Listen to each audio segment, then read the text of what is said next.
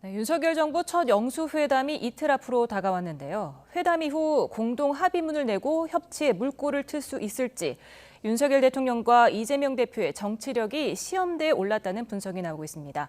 영수회담을 앞둔 전국 상황, 이종훈 정치평론가, 차재원 부산 가톨릭대 특임교수 이 두 분과 함께 정리해 보겠습니다. 어서 오십시오. 예, 안녕하세요. 네, 지금 첫 영수회담입니다. 그런데 오찬도 아니고 차담회란 말이죠. 1시간 동안 양측에서 각각 3명씩 배석을 합니다.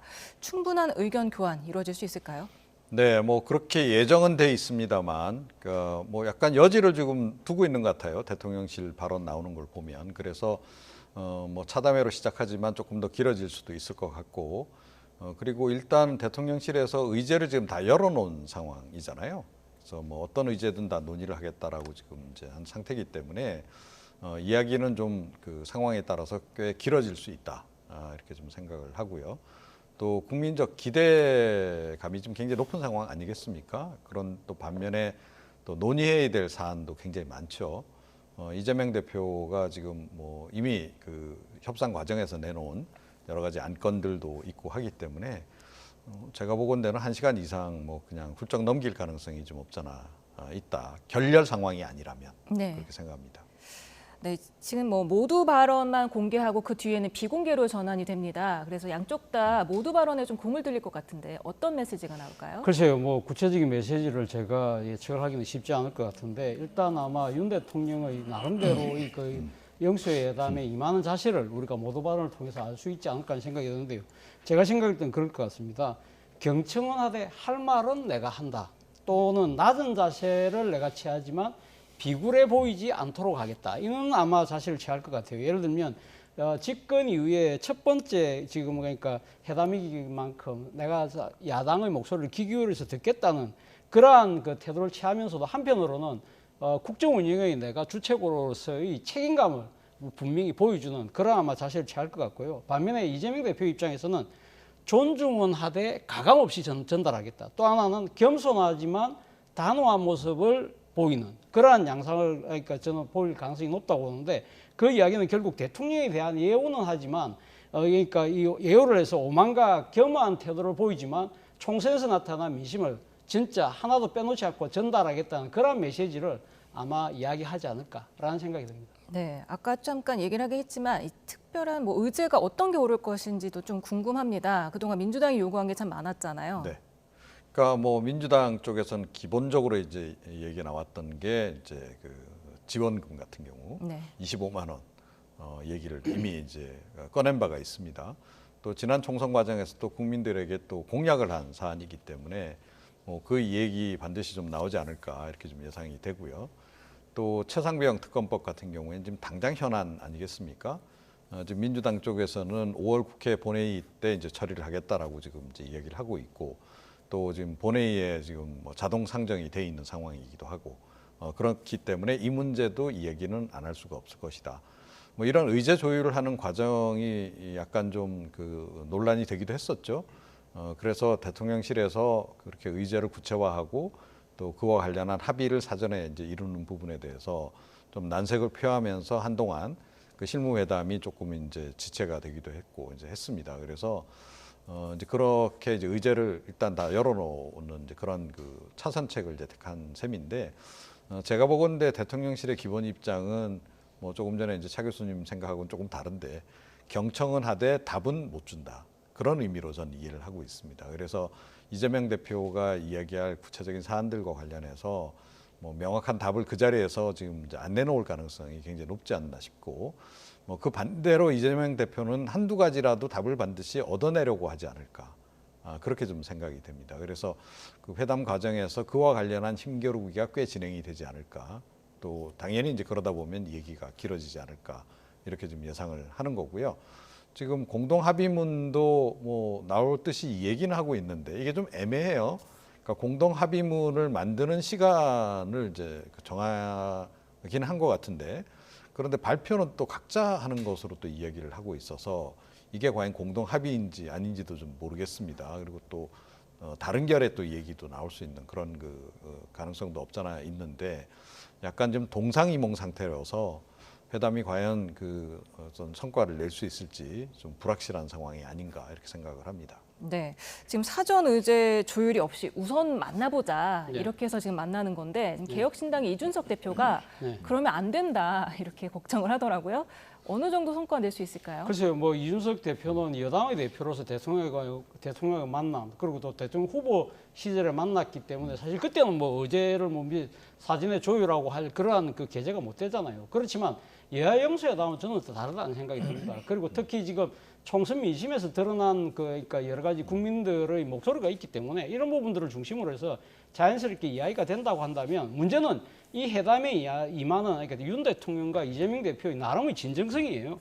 이러한 부분들이 진짜 그러니까 내가 상대의 이야기를 듣고 우리가 입장 차이가 크지만 이걸 통해서 이 회담을 통해서 견해차를 좁혀서 뭔가 생산적인 결과를 만들어내겠다고 임한다고 한다면 저는 뭐 충분한 뭐 결과를 만들어낼 수 있지 않을까 생각이 들고 설사 그렇게 만들어내지 못한다고 하더라도 저는 만난 그 자체도 나름대로는 의미는 있다는 생각이 들어요. 지금 뭐 대통령이 취임하신 지 23개월 만에 처음 이루어지는 여야 영수회담인 만큼 처소를 베풀을 수는 없는 것이거든요. 그리고 지금 이것이 외국 정상과의 회담이 아니잖아요. 외국 정상과의 회담 같은 경우는 사실은 이렇게 자주 만날 수가 없지만 여야 영수회담 같은 경우는 사실은 뭐 지금 뭐 지근거리에 있기 때문에 사실 마음만 먹으면 얼마든지 이야기를 할 수 있기 때문에 오늘 이번 회담에서는 나름대로의 서로의 각자의 이야기를 한다고 하더라도 상대가 저런 이야기를 하는 속내를 정도 알아낸다고 한다면 그걸 중심으로 해서 다음번 두 번째 만나고 세 번째 만나고 하면서 점점 더 이야기를 좁혀갈 수 있지 않을까 하는 생각 들고요. 또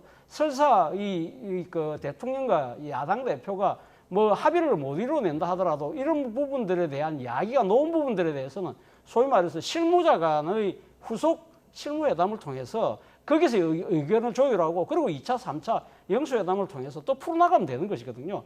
결국 그 관건은 뭐냐면 이번 회담에 임하는 윤 대통령과 이재명 대표가 어떤 식으로든 이 꼬인 정국을 풀어서 뭔가 국가 발전을 위한 생산적 결과를 만들어내겠다는 그런 마음가짐이 저는 가장 중요한 것이 아닐까 생각이 듭니다.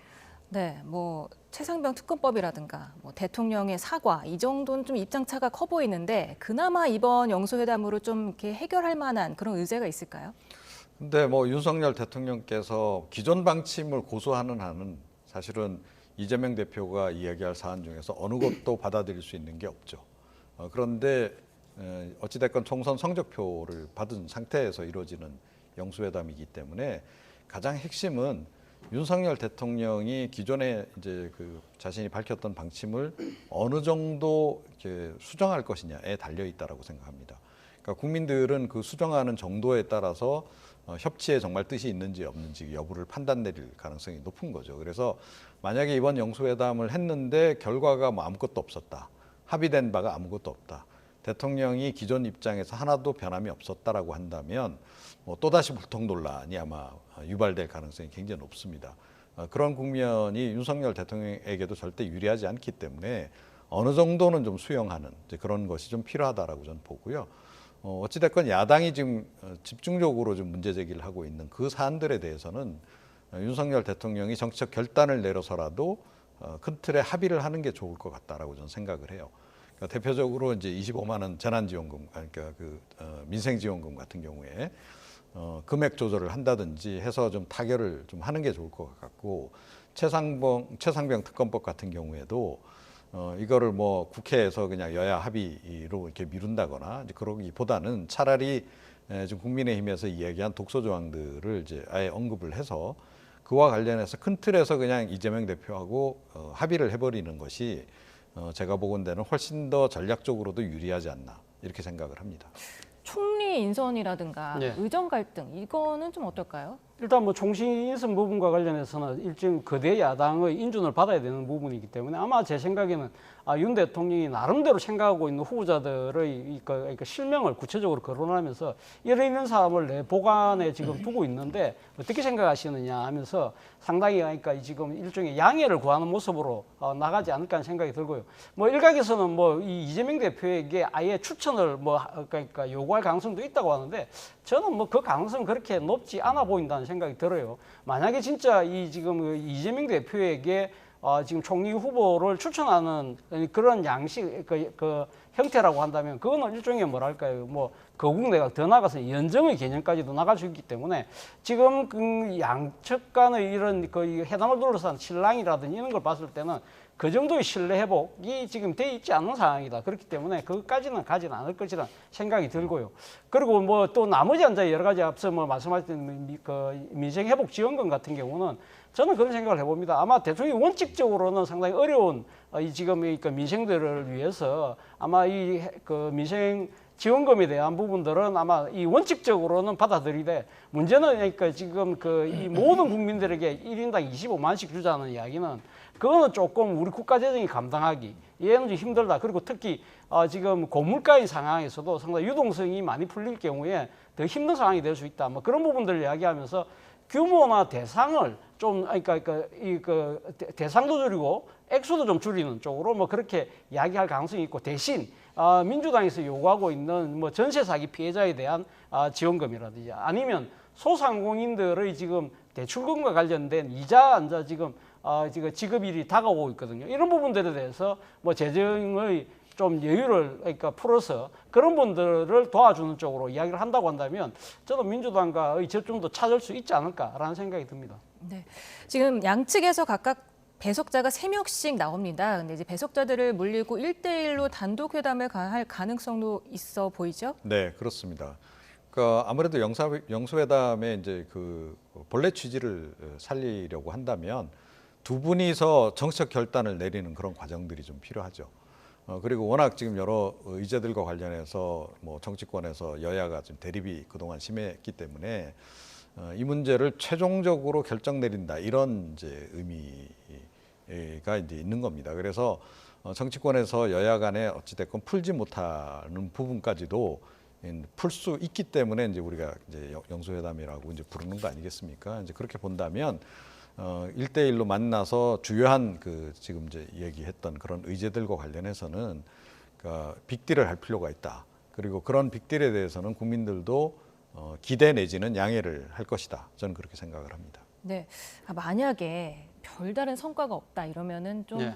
양측이 좀 정치력이 시험대에 올랐다 이렇게 봐야겠죠? 그렇죠. 아무래도 그러니까 지금 이제 영수회담 자체가 만약에 양측 모두가 만족할 수 있을 정도로 상당한 합의를 만들어내는 소위 말하는 빅딜이라는 결론이 나올 경우에는요. 윤 대통령과 이재명 대표 모두에게 상당한 정치적 위상을 상당히 회복하는 그런 결과를 저는 초래하지 않을까 생각이 듭니다. 일단 윤 대통령 입장에서는 상당히 지금 이제 이 뭐랄까요, 그러니까 거대 야당의 그러니까 지금 압승에 대해서 뭔가 지금 그러니까 본인이 국정 기조를 바꾸는 듯한 모습을 통해서 뭔가 이렇게 생산적인 결과물을 만들어냈다는 부분에 대해서 아마 대통령이 변했구나 생각을 할 수 있을 것 같고요.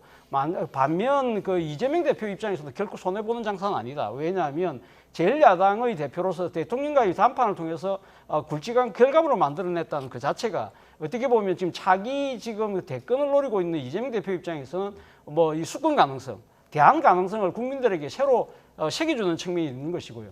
반면에 이것이 그러니까 이 지금 빅딜이 아니고 그나마 그런 스몰 딜이라도 만들어낸다고 한다면 뭐 그것 부분도 어떤 결과물이냐를 갖고 나름대로 하니까 윤 대통령이 더 득이냐 이재명 대표가 더 득이냐고 따져볼 대목이 있습니다만 만약에 지금 그러니까 이 영수회담 자체가 거의 아무런 결과물을 만들어내지 못하고 파행으로 끝나는 소위 말하는 노딜로 끝날 경우에는 저는 두 분 다 상당한 아마 정치적 위기에 직면할 가능성이 있다는 생각이 들어요. 뭐 일단 윤 대통령 입장에서는 만약에 야당과의 담판에서 지금 상당한 일종의 뭐랄까 실패로 끝나버린다고 한다면 앞으로 22대 국회에서 거대 야당의 협조를 받기가 쉽지 않을 거라는 거죠. 그렇다고 한다면 과연 지금 남은 임기 3년 동안 도대체 무슨 일을 할 수 있을 것인가에 대한 아마 국민적 회의감이 상당히 일 거예요. 그런 측면이 분명히 있는 것이고요.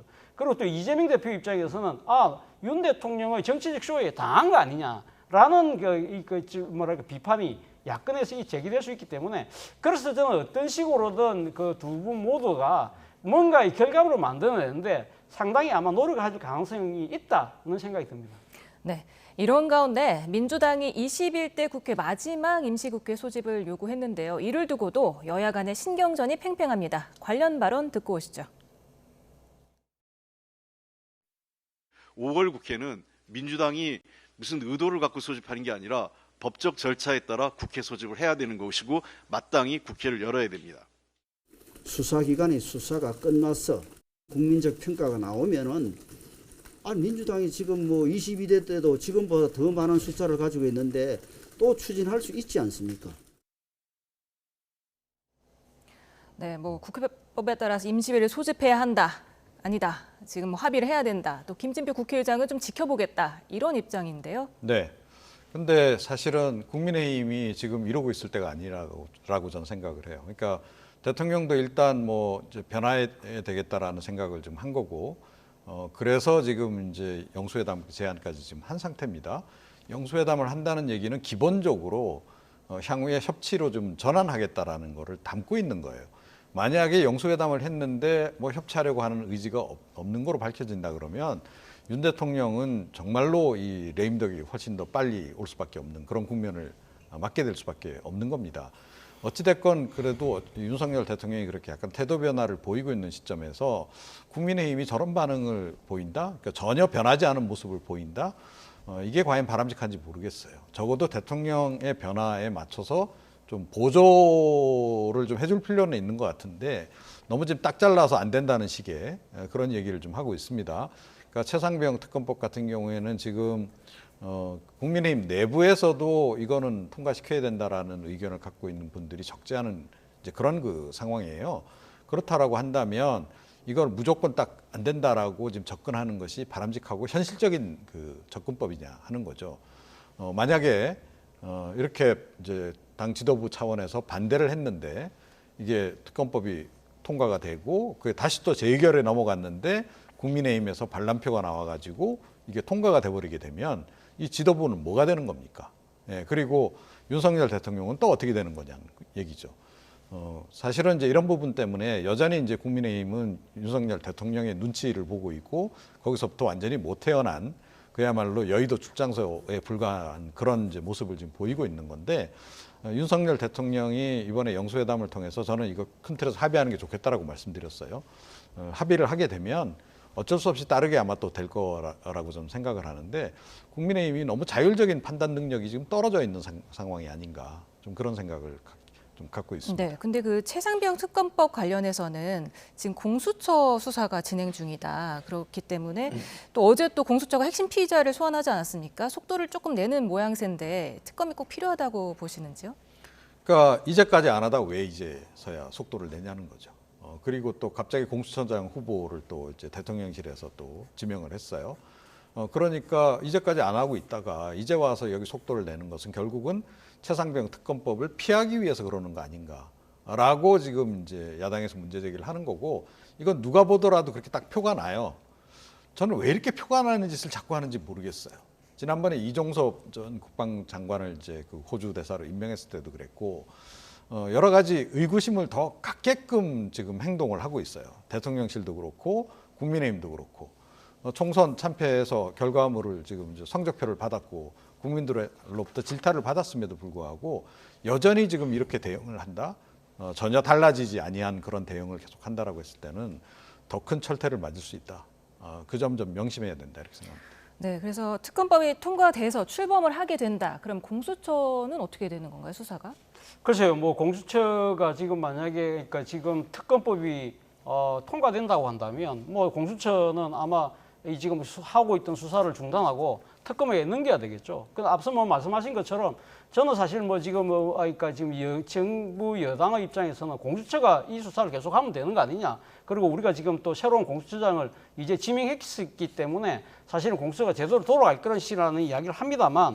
그럼에도 불구하고 그 많은 국민들이 지금 고개를 갸웃거릴 수밖에 없는 것은 사실 이 문제가 공수처에 고발된 게 지난해 9월 달입니다. 그렇다고 한다면 그동안 뭘 했냐는 겁니다. 공수처가 제대로 진짜 수사할 의지가 있었냐는 부분이고요. 그리고 특히 지난번 공수처장 같은 경우는 전임 정권에서 임명한 분이지만 이번에 가면 새로 지금 임명되는 그 지금 공수처장 같은 경우는 현 정권에서 지명한 분이잖아요. 그렇다고 한다면 지금 앞서 뭐 말씀하신 것처럼 유재현 국방부 법무관리관이 소환된 이유가 바로 이시원 그 대통령실 공직기강 비서관하고 통화를 했는 예업 때문에 그렇거든요. 그 통화를 한 것이 사실은 최상병과 관련된 조사 서류가 경찰에 넘어갔던 걸 돌려받는 그날이었단 말입니다. 그렇다고 한다면 사실 외압의 실체가 용산이라는 대통령실이라는 의구심이 커지고 있는 상황이기 때문에 과연 현 정권에서 지명한 공수처장이 이 수사를 할 수 있을 것이냐? 그런 부분도 있고요. 또 하나는 사실은 공수처가 지금 출범한 지가 3년이 넘었습니다만 지난 3년 동안 한 7,700건의 고발 수사 중에서 기소한 건 단 3건밖에 안 돼요. 그렇다고 한다면 공수처의 수사 능력에 대해서도 의지 못지않게 수사 능력에 대해서도 상당히 국민적인 좀 의구심이 일고 있는 상황이기 때문에 이런 상당한 이 지금 민감한 상황으로 지금 발전한 이 최상위 특검 문제 같은 경우는 여야가 합의해서 저는 뭐 특검에게 맡기는 것이 좀 그것이 정치적 올바른 수순이 아닐까라는 생각이 듭니다. 네, 어제 대통령이 3개월 동안 공석이던 공수처장 새로 지명했습니다. 판사 출신 오동훈 판사인데요. 어떻게 민주당은 지금 인사청문회에서 철저히 검증하겠다 이렇게 벼르고 있는데 어떻게 보십니까? 네, 뭐 당연히 이제 그렇게 할 거다라고 좀 보고요. 그러니까 뭐 결국은 이제 논란이 가장 될 수밖에 없는 것은 이제 후보를 지명한 시점이 되는 거죠. 총선 전에 그 긴 기간 동안에 안 하고 있다가 총선 끝나고 나니까 이제서야, 그리고 최상병 특검법이 어떻게 보면 현실로 닥치니까 이제서야 이렇게 지금 되는 거거든요.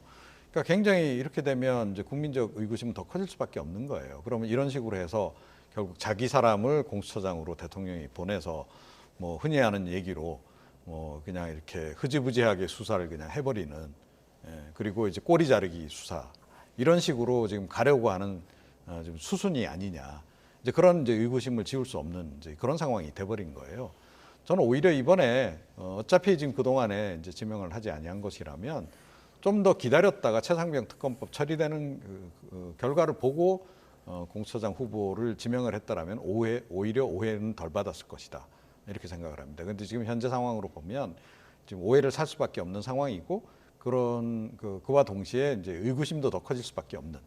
그러니까 역시 대통령실이 좀 관계가 됐나 보다, 대통령이 관계됐나 보다라고 하는 의구심이 더 커질 수밖에 없는 그런 상황이 아닌가. 그런 상황을 스스로 자꾸 좀 만드는 것 같아요.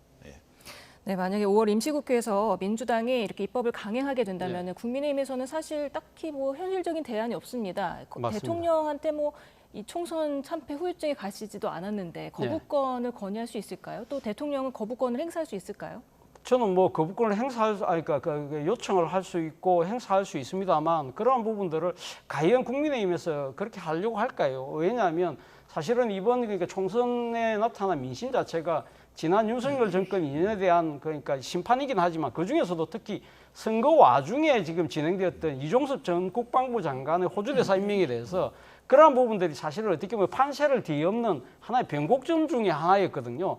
그런 민심이 사실 최상병 특검에 대해서 권력의 외압과 눈치 없이 제대로 수사하라는 것이 총선 민심이기 때문에 이러한 민심을 상당히 새겨들 수밖에 없는 여당의 입장에서 이걸 과연 건의할 수 있을 것이라는 생각이 들고요. 설사 만약에 건의한다고 하더라도 대통령께서 거부권을 행사할 경우에는 앞서 제가 말씀드린 대로 지금 이시원 공직기강 비서관과 지금 그 국방부 유전 법무관리관과의 통화 자체가 상당히 지금 용산과의 관계를 의심하게 하는 대목인데, 이런 상황에서 거부권을 행사했다? 이런 부분들이 상당히 아마 제 생각에는 더 큰 정치적인 후폭풍을 몰고 올 수 있다. 그리고 특히 국민의힘에서 말이죠. 만약 거부권을 행사를 해서 만약에 제 의견이 들어가는 경우에 국민의힘에서도 상당히 아마 이탈 표들이 나올 가능성이 있다. 아니면 뭐 그것이 만약에 회기가 지금 5월 29일까지이기 때문에 21대 회기가 만약에 그 사이에 재의결이 안 되고 그냥 넘어간다 하더라도 이것은 22대 국회가 그대로 넘어갈 수밖에 없거든요. 그렇다고 한다면